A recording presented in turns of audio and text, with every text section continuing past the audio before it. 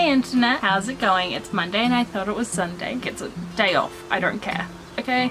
I went swimming on Saturday and my hair has not been the same since, and I'm just leaving it like this. I should wash it and get the salt out and everything, but it's doing its own thing. We're just gonna leave it for now, it's fine. Well, I have this end of the house to myself. I thought I would give you guys an update on what's been happening with my writing in January.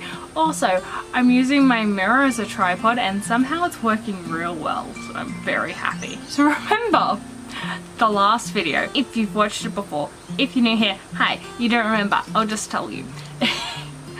I, in the video, came up with the idea of like, what if I sacrifice my MC instead of the princess? But at the same time, I was dealing with these issues where like, I was going to do a shit ton of world building and write a novella from my MC's point of view, from like her life leading up to it, because even though I know it, I wanted to write it. I did plot that, like, not so much plotting it as a story structure arc, just as like things that were happening in her life that I wanted to show, especially from like where she joined up with the prince. That was cool. They don't have, like, it doesn't have a nice arc to it. I could make it with a nice arc, and I know how it could turn into a bigger thing. I'm just not sure. And then I'd be tempted to like start it at where her parents started at 10 and then all of a sudden she's 15. It's very mixed up in my head, okay? That's something that I can come back to later, and if I want to write the novella first, I'll fucking write the novella first. I'll just rewrite an entire another novel. I don't care. Oh, so much writing, so much work I'm giving myself. I did do some world building, like I created the map. I have kind of a loose idea of the country and the world and how it's all happening, but then I realized I need to write so that I can like understand these things, because I get like a loose understanding with working it out, but I like to just write 1,000 words or something and get lost in it. While I was working out all of this, I was like, oh, I kind of want to like plot out the princess story as well. And instead of doing that, I decided that it was going to be dual point of view from now on, and then that way I have a 16-year-old protagonist, which fits real well into the YA side of things, and we get to still see everything that Frey does, and we, like, Tamana is just an added bonus. That's her name, I'm sorry. And I was like, what the fuck am I doing? So now I have plotted out probably the first 2 blocks of how I'm switching points of view. Mainly the first block, like, I still have all the story from Frey's point of view, and like, or Frasia's, it just depends on the day. That's something that like I have been able to like weave, and the cool part is while I was writing it, there were a few scenes where I was kind of like, oh shit, I'd love to see this from someone else's perspective, or I'd love to like go over here and do something. And for a little while there I played with that idea, and I had the idea of what if I was like, the point of view was actually the ethereal being that's inside Faye. Faye, her name's not Faye. I am just gonna say her name 15 different times in this next video and you can just accept that. So yeah, something like that. And then I was like, that won't work because there's a good block there where shit's happening, and Faye's take, like, I could change it, yeah, so that she could observe stuff, but it would be weird, be kind of weird. And then I was like, oh, the love interest, I'll go from his point of view. And just like every other point of view I tried to work on, I was just like, it was never fun. I could write maybe 1 chapter in that person's voice, but that's it. Because I just felt like, no, I was missing so much with Frey. Anyway, I've decided on the princess. I did a sort of semi-outline where I like went through all my bullet journal and just put down alternating scenes. So for now I'm writing it almost as alternating scenes. Then I remembered. So this is draft 1 again, or draft 2. Writing Tamana's, the new MC, is really interesting because she's coming from a different country on the same continent where things are treated differently. I've decided that everyone thought her mother was insane, so she has to deal with that, am I crazy like my mother, sort of thing, as well as like everyone she loves dies, from what she hadn't understood of don't drink the blood, and then now understood when the person she's in love with is forced to, and she's like being shipped off to marry this king that's in the other country that's on their continent, which is where Frey is, who is in a relationship with the king, but he's all terrible and stuff. It kind of also works as well with, there's 3 different types of magic, and I only have 2 of them really represented in this. The other one I was like, oh, I can kind of get it with that one because she's like cool and she'd get some of the things from her father. And I was like, no. But because I've been discovering things about Timana, I don't have that issue anymore. I like having the 3 of them represented, and it fills in all the gaps. She is really like one of the characters that sits around and watches everything and is very like observant. Freya is more of a let's kill everyone and we're done. Not exactly, but yeah, exactly.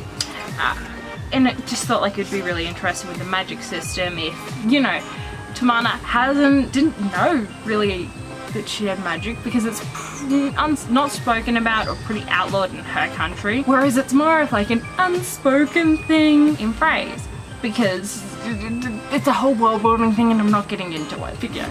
So it'll be interesting to bring her in, and then because she like ends up in the camp with a lot of these peoples, she's gonna learn shit. So that's interesting. The Freya part of it is I get to kind of show how tough and not, she's maternal but not maternal, like she's not a soft character, but I feel like Tam is, and that's my idea. I've been writing is the other thing. So I didn't write anything in the first week of January because I was tired. That's about it. I was tired and I didn't want to. Then the second week of January, I wrote on the 13th. I wrote 1,969 words. That was for the novella. It was really handy plotting out the novella because it just all makes more sense to me now how all her relationships started and how they work. Even though I knew it all, it was just fun to write. I only really wrote 2 scenes. One of them was I've technically written a couple of times before, which was her parents being murdered, but I also wrote the lead up to that where you can kind of see how her and another character that's in the entire story worked when she was real little, and then I was going to show the difference of like when she switched into killer mode, but we can just have that be a thing that's shown later on where he's like, I haven't seen you like that since you were like 9. So before your parents died. Oh shit, that's a bad thing. Anyway, the next week I wrote on 3 of the days after it was the novella, and that ended up being 3,587 words for the week. And then last week was a great week because starting on the 23rd I wrote 272 words for this new version, which was pretty much plotting, and then the next day 340 more plotting, and then the next 2012 was Saturday and 2,186 was yesterday. Today so far I don't think I've written much because I got a bit migraine-y, so I had to lie down for a while, and I'm thankfully feeling better, but I don't know how long I'll be feeling better for. I wrote 758 words. This is really going through, I've written the first 2 scenes, chapters of Timana, really introducing us to the world. I've realized she's going to be more of a main protag than anything, or main MC. They're both the main MCs though. It's because I'm getting to know her, it's where I can weave her in more, which is really interesting, and her story. And then there's going to be a lot of the same arcs going through it as well. Right now I'm working on Freya, what was originally her first chapter, and inserting an extra character into it, which is Vladimir, the love interest of the other MC, who is under control of her father. This is kind of fucked up. She gets hurt a lot. But I'm trying to work out, again, it's more of a stream of consciousness writing for now, even though it's third person. It's fitting so easy into third person nowadays. I don't know how I was writing this story first person anymore. It's just like, obviously it's third person. It works better third person. And I kind of, but next will be Timana at the castle, finally, and then Freya dealing with some dead bodies, and then going back to the castle to deal with some shit. And that's where it's gonna get a little tricky for me on how like I want to play with it, on who I want to use mainly for this first bit, because Timana's gonna be learning a lot, but so is Freya.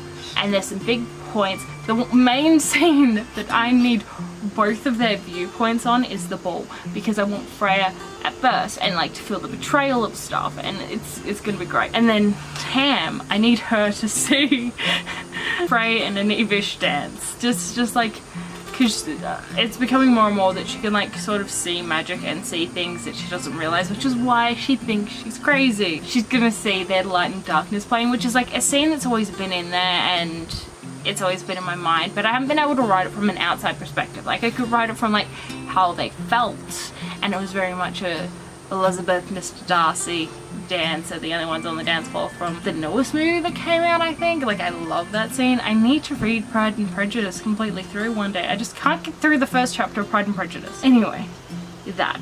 So I want that. I want my ball scene, because after that there's going to be no room for pretty dresses. There might be one more pretty dress for when he tries to sacrifice people, and like at the very end of the novel. Everything else are going to be like in camps and the wilderness and fighting and war and stuff.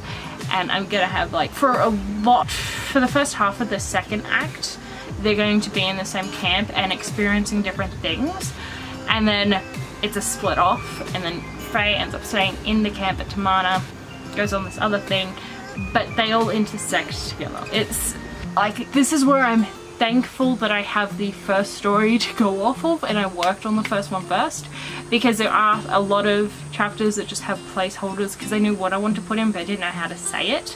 And having both these characters now, I'm really seeing how like Tam is the answer to that, and it makes a lot more sense from her point of view. So this is just going to be a whole fucking bag of fun. It really is. I don't know what else to say. I've gotten myself in a lot more work. I would like to finish it before March, if I can. Don't know if I will, but I feel like I will be able to, because it's such a new and exciting idea. If anything, I'm doing February apparently.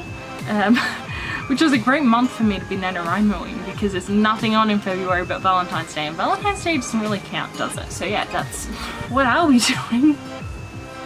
The other thing I've been doing is I've been spending a lot of time on Twitter at the hashtag writing community, just because it's like going through, it's so much fun. Every now and again I have to take breaks. Also, all the American ones I'm on the complete opposite like hourly thing for. Like, I'll be like, oh, I'm just waking up, and people are like, I'm going to bed, and I'm like, what the fuck? I don't know. But there's people from all different countries. It's like always going, following a lot of people. It's just been fun, and to not feel alone in writing stuff, which is great. I'm just trying to be more of like an internet extrovert than an introvert that likes to watch things from a distance, because I am definitely a how did I put it? You know, when you like look at stuff and like you like videos but you don't always comment on videos, because I'm terrible at commenting and I think everything's terrible that I say. But that's just a little bit of social anxiety that comes across to the internet. It's fine, I'm getting better at it. Anyway, I'm gonna go. I'm going to edit this or write or lie down on my bed and have a quick nap. I haven't decided yet. Maybe get some food. It's lunchtime and I haven't eaten yet. So I'll talk to you guys later. Bye! Oh wait, has anything like interesting happened for you guys with your writing, by the way? Like, anyone but Elizabeth use a writing community? Because I know she does. She's been tagging me in stuff for months and I'm finally like joining in. I'm sorry, I'm terrible with social interaction in general. I'm gonna go.